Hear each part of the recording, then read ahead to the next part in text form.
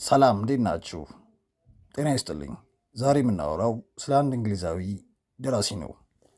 ስሙ አንቶኒ በርገስ ይባላል።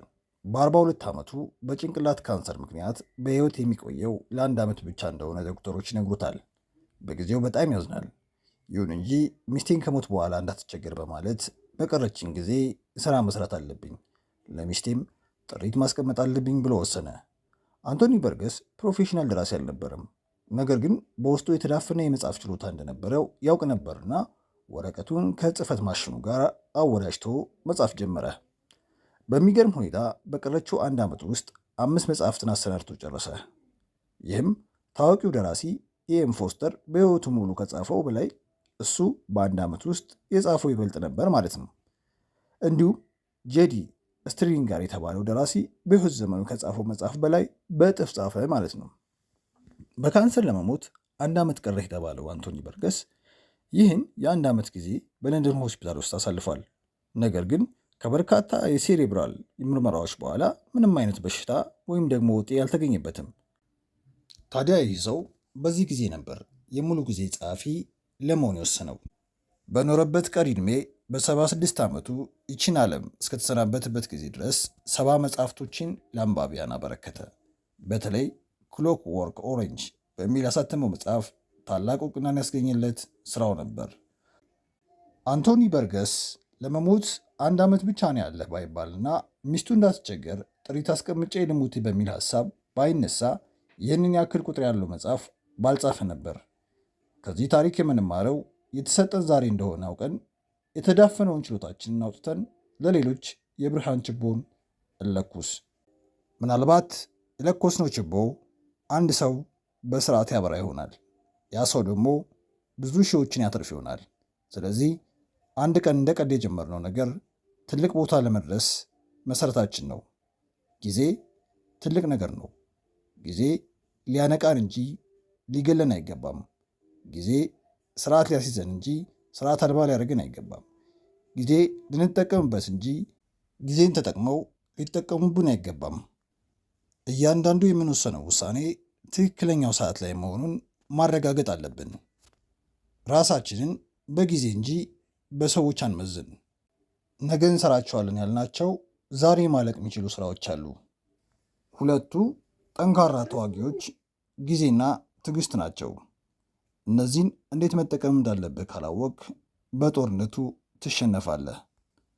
ጊዜ የሚያልፉ ክስተቶች ወንዝ ነው።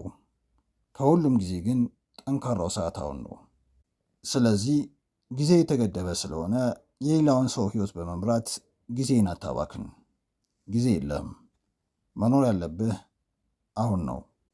ጊዜህ ዋጋ አልወጣለትም፣ ዋጋም አይተመንለትም። አንተ ነው ዋጋ የምትሰጠው። በነፃ አንዴ ተሰጥተዋል።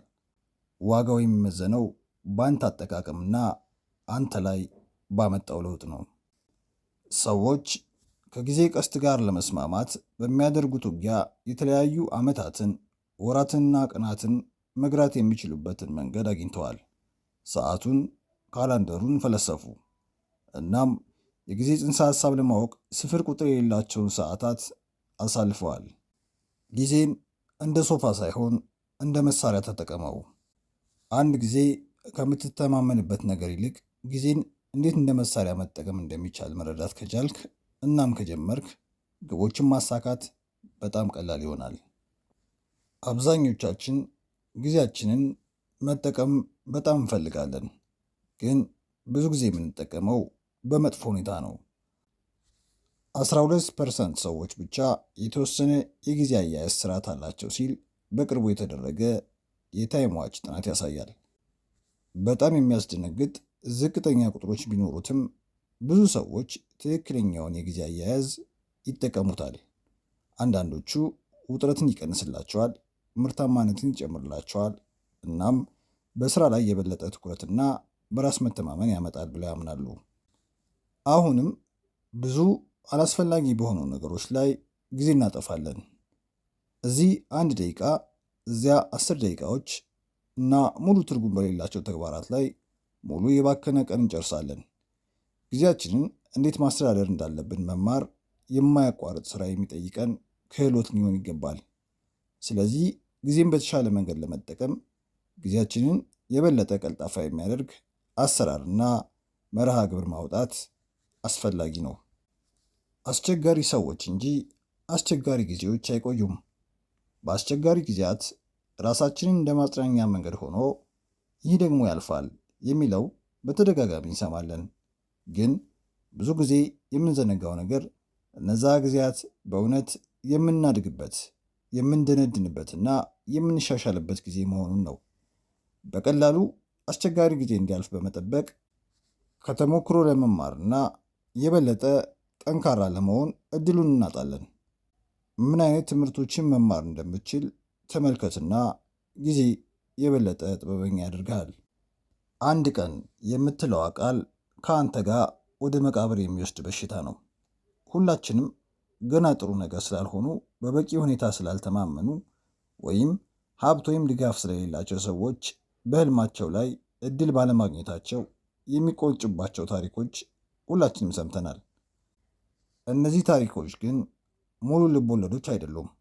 አንድ ቀን ፍላጎታችንን እንደምናስተውል ለራሳችን ቃል ስንገባ ጊዜያችንን በአግባቡ እናጠፋለን። አደጋን መውሰዱና ኃላፊነት መውሰዱ ህልምህን እውን ለማድረግ ጥረት ለማድረግ የተሻለ ነው። ምክንያቱም ከዚያ ለመማርና ለመሻሻል እድሉን ስለምታገኝ። አለበለዚያ ግን ሁሌም አንድ ቀን እንዳልክ ትኖራለህ። አንዳንዶቻችን ያለፈው ጊዜ ከነበረው የተሻለ ይመስለናል። እዚህ ስለሌለ ደስ የሚል ብቻ ነው። እያንዳንዱ ትውልድ በዘመናቸው በጣም የተሻለ ነበር በማለት ያለፈውን ጊዜ ለማስታወስ እንዴት እንደሚሞክሩ አስተውሉ። እንደተለወጠ ማድረግ የሰው ልጅ ባህሪ ነው። አእምሯችን ጥሩ ትውስታዎችን የማስዋብ አዝማሚያ አለው። እንዲያውም ተመራማሪዎች አዎንታዊ ትውስታዎች ከአሉታዊ ይልቅ ብዙ ጊዜ ከኛ ጋር እንደሚቆዩ ደርሰውበታል። ስለዚህ ወዳጄ ዘመኑ አልተለወጠም። ለእነሱ ያለን ግንዛቤ ብቻ ነው የተለወጠው። ያለፈውን ጊዜዎትን በትንሽ ጨው ይውሰዱና በሚኖሩበት ጊዜ ላይ የተወሰነ ግፊት ማድረጉን ያስታውሱ። ጊዜው መጠቀም ያለብህ አሁንን እንጂ ያለፈውን ጊዜ ከአሁን ጋር ማወዳደር በጣም ሞኝነት ነው። የተግባር ጊዜህ አሁን ነው። አንድ ነገር ለማድረግ መቼም ቢሆን አይረፍድም። ለማንኛውም ነገር የዕድሜ ገደብ የሉትም የሚል የተለመደ አባባል ነው። የሙያ ስራ ለመስራት በጣም ወጣት ወይንም በጣም ትልቅ እንደሆንክ የሚደርስብህን ማንኛውም ፍራቻ ወይንም እፍረት ትተህ በተለይ በጣም የምትወደውና ይህንን ማድረግ የምትወደው ነገር ከሆነ ሊያደርጉት የሚችሉትን ብቸኛው ስህተት በጣም ረጅም ጊዜ መጠበቅና በመጨረሻም ተስፋ መቁረጥ ነው። የተግባር ጊዜ አሁን ነው። አንድ ነገር ለማድረግ መቼም ቢሆን አልረፈደም። እኛ ራሳችን ማድረግ የምንችለው ትልቁ ውለታ ጥሩም ሆነ መጥፎ ነገር ሲከሰት ጊዜ መቀበል ነው። ችግሮቻችንን በቶሎ በተጋፈጠን ቁጥር በቶሎ ያልፋሉ። ሰናይ ቀን። ይህ ሜሎክ ቲዩብ ነው።